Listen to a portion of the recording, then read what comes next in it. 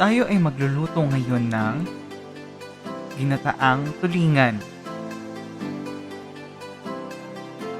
Para sa ating mga kakailanganing sangkap,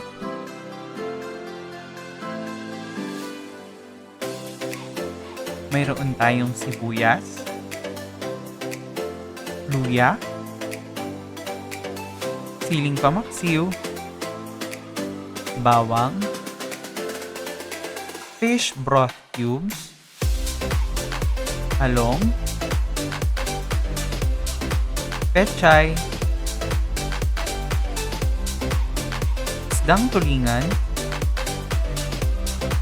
asin at suka, at Kakang Gata.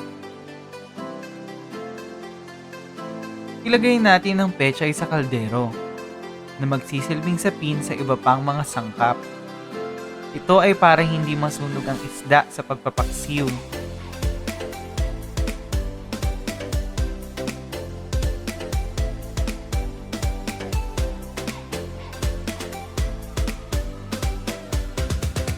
Isunod nating ilagay ang iba pang mga sangkap tulad ng isdang tulingan,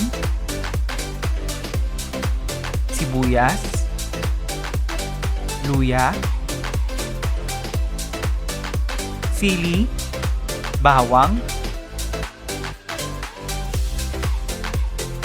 asin,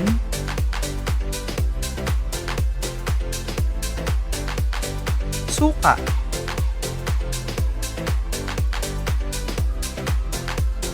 kalahati ng boteng maliit ang sukang ginamit ko, at ang talong. Ngayon ay isalang na natin.